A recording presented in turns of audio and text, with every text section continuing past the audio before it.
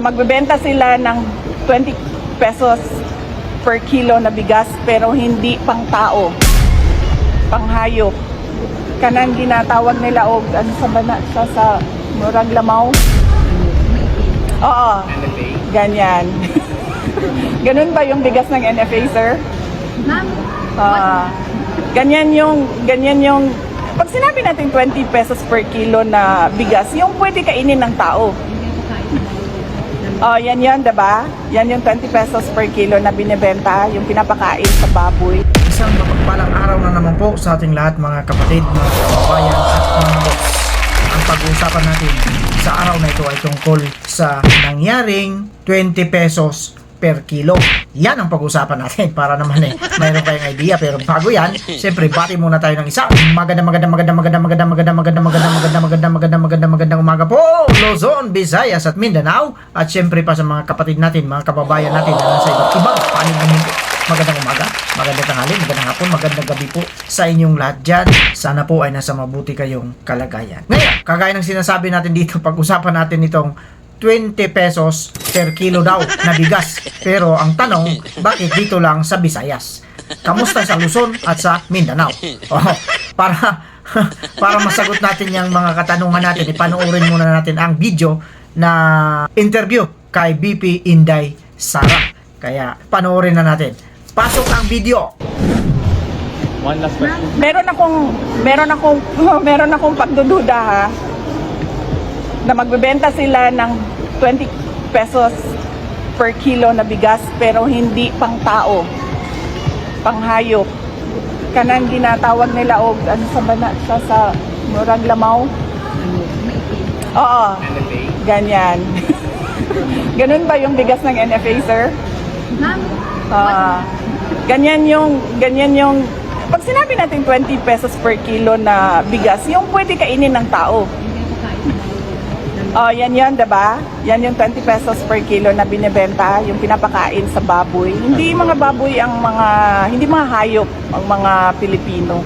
Kapag nagbenta kayo ng 20 pesos per kilo, bibili kami lahat kasi pwede siya kainin ng tao. ma'am, what do you make out of the timing ng announcement ng 20 pesos per kilo na bigas just weeks before the election? Ano na yan? Promise na naman yan sa mga tao na alam mong para lang sa eleksyon at para lang sa kanilang mga senators. Para manalo yung kanilang alyansa kuno na iniwanan naman din sila nung dalawa nilang kandidato dahil kakaalam ko walang direksyon yung kanilang alyansa. Ma'am, tingin yun related din po sa survey because malaki yung binagsak ng survey. And analysts are saying na they need parang a carrot to lure in again the confidence of the Philippines. Well, hindi ko alam kung anong motibo nila. Baka, yes, inaano na naman nila yung mga tao, binubudol na naman nila yung mga tao sa 20 pesos per kilo na bigas. At magdududa ka dahil bakit Visayas lang? Hindi ba nagugutom yung mga tiga Mindanao? Hindi ba nagugutom yung mga tiga Luzon? Bakit 20 pesos per kilo lang dito sa Visayas? At bakit merong meeting sa Cebu Capitol ang lahat ng mga governors o karamihan ng mga governors sa Visayas? So baka may problema sila sa boto dito sa Visayas. Baka ma'am, i-ano na lang natin, i-reduce na lang natin doon sa mga sinasabi nila, 20 pesos per kilo na rice dito sa Visayas para namang hindi kami nagugutom doon sa Mindanao at hindi namin kailangan ng 20 pesos per kilo na rice kasi wala na silang magawa sa Mindanao, ma'am. Kahit anong gawin nila, hindi na talaga boboto ang kami sa mga tao na kung ano-ano lang yung pinapaasa sa mga kababayan natin.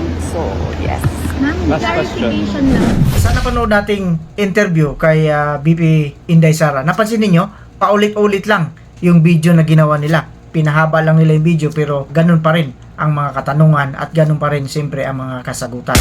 Paulit-ulit lang nilang ginawa ito. Pero ganun pa man, mag-react tayo dito base sa napanood natin at base sa mga nababalita sa telebisyon na yung 20 pesos per kilo, mangyayari yan. Hindi, ibig sabihin, hindi pa nangyayari ito ha. Mangyayari pa lang. Pero, ang tanong, bakit dito lang sa Visayas mangyayari at dito lang magkakaroon ng 20 pesos per kilo? Yan ang katanungan ni BP Inday Sara. Bakit daw sila sa Mindanao?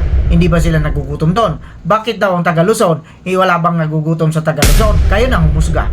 At syempre, may mga tanong dyan Ito pa, kung napansin ninyo, ang sabi ni BP Sara, yung 20 pesos na bigas, pagkain lang daw ito ng mga hayop. Hindi lang mga hayop, ang mga taga Visayas. At may sinabi pa siya dyan, isa na naman itong pagbubudol. Budol pa mo. Kasi naalala ninyo, nung nagtandem itong dalawa na ito, nangako ang PBBM na gagawin niyang 20 pesos ang kilo ng bigas. Kaya palakpakan ng lahat. Ang tanong, nangyari ba? Ito, mangyayari pala. Pero marami na namang katanungan kung bakit ganito. Siyempre, base sa mga nalalaman natin, mahirap po gawin talaga yung bigas na 20 pesos per kilo. Guni-guni lang po talaga yun. Totoo yan. Doon sa mga naniniwala, uto-uto kayo. Pero kung mag-isip kayo, hindi kayo magiging uto-uto. Kasi magiging domino effect po yan. Pag naging 20 pesos ang kilo ng bigas, mayroon pa kayang magsasaka? May farmers pa kaya na magtatanim ng palay? Doon sa mga engot, doon sa mga hindi marunong magbukid, doon sa hindi marunong kung paano ang proseso bago ka makakain ng bigas dyan sa pagkainan mo, mag-isip-isip po kayo. Tuturuan ko kayo. Lilikturan ko kayo. Bago po, doon lang ito sa mga hindi marunong. Lalo na doon sa Katagalugan. Doon sa hindi mga marunong, pagka naging 20 pesos talaga ang kilo ng bigas, wala na pong magsasaka. Wala na pong magiging farmers. Magkano po ba bibilhin ang palay nila pag naging 20 pesos na lang per kilo ang bigas? Malamang sa alamang, magiging 10 pesos na lang, 8 pesos pababa ang bili nila sa palay para maging 20 pesos ang bigas. Papayag kaya ang mga farmers na maging 10 pesos or 8 pababa ang pagbenta nila sa kanilang palay na pinaghirapan nila ng ilang buwan bago pa nila itinanim yung palay na yan? Para doon sa mga hindi nakakaalam, ipe-prepare mo pa, ipaghahanda mo yung lupa, gagawa ka ng binhi, bubungkalin yung lupa sa pamamagitan ng araro. Pero sa panahon ngayon, hindi na po kalabaw ang uso, hindi na baka ang uso. Ang uso ngayon mga kuliglig na kung tawagin, di motor. Siyempre bibili ng gasolina yan. Magkano bang per litro ng gasolina? Sa ngayon, habang nag-uusap tayo rito, 52 ang presyo ng gasolina, kung hindi ako nagkakamali. Correct me if I'm wrong. Ngayon, paano pa magsasaka ang mga magsasaka kung ganyan na rin lang ang presyo ng palay nila pagdating ng anihan? Bago pa yan dumating sa anihan, marami pang trabaho ang gagawin. Lilinisin ang palayan, mag-aabono. Bago pa yan anihin, marami pang chichiburit ang gagawin dyan. Para lang doon sa mga hindi nakakaalam, baka akala nila instant. Pag tinanim ngayon, mamaya pwede nang harbisin. Kagaya nung, alam niyo na kung sino yung nagsabi, katatanim lang namin buti na lang, katatanim lang namin ngayon, nakapag-harvest na kami. Di ba? Ngayon, tungkol dito sa sinasabi na 20 pesos, tinanong ng mga reporter dyan, kung may kinalaman ba ito sa eleksyon. Malamang, obvious na obvious. Maliwanag na maliwanag. Kasi kung walang eleksyon, walang 20 pesos na bigas. Kailan ba siya naging presidente? Diba? 2022. Kung hindi ako nagkakamali na naman, i-correct nyo ako, itama nyo ako. Anong taon na ngayon? 2025. Malapit na namang mag-2026. Malapit na namang magkakalahati ang taon. Sapagkat ngayon ay Abril. 4 na buwan na. First quarter na. Ngayon lang nila i-apply yung 20 pesos na bigas. Isip-isip din. Bakit kaya sa Visayas lang din? Isip-isip din. Malamang kagaya ng sinabi ni BP Sara, siguro mahinang boto nila sa Visayas. Sigurado ako, ganun nga. Bakit dito lang sa Visaya? How about sa Mindanao? How about sa Luzon? Sinagot ni BP Sara kung bakit sa Mindanao hindi nila i-apply ang 20 pesos per kilong bigas. Kasi ang sabi niya, maliwanag, ang sabi niya, hindi na sila mananalo doon. Hindi na sila iboboto doon. Kaya magko-concentrate ngayon sila dito sa Visayas. Kaya nga nakipagpulong sa mga gobernador dito, sa mga lalawigan dito sa Visayas, dito sa Cebu mismo. Nagpulong sila. Ang tanong, sa napapabalita, of course, hindi talaga 20 pesos per kilo ang bentahan yan. Mahal talaga yan, kaya lang, bibilhin, aabunuhan ng gobyerno para lang maging 20 pesos per kilo. Ito na yung sinasabi natin dito. Kung meron ka nito, alam mo na. Pero kung wala ka nito, walay. 1 plus 1 lang yan. Mga boss, mga kababayan at mga kapatid. Sa aming mga kapatid, maliwanag na maliwanag yan. Hindi ko lang alam sa inyo. Mag-comment kayo dyan sa baba kung ano ang motibo nito. Bakit kaya ngayon lang sa panahon ng eleksyon, ilalabas yung 20 pesos per kilo ang bigas? Samantalang dumaan yung 2022, 2023, 2024, at ngayon 2025, midterm election, naglabas sila ng ganyang 20 pesos per kilo ng bigas. At syempre, bakit sa Visayas lang? How about sa Mindanao, sa Luzon? Di ba? Isip-isip din. Malamang sasabihin na naman ng mga vloggers nito. O ayan na ang sinasabi ninyo. Ito na yung hinihintay ninyo. Na magiging 20 pesos na per kilo bigas dahil sa magaling na presidente ng Pilipinas. Doon sa mga walang approve yan.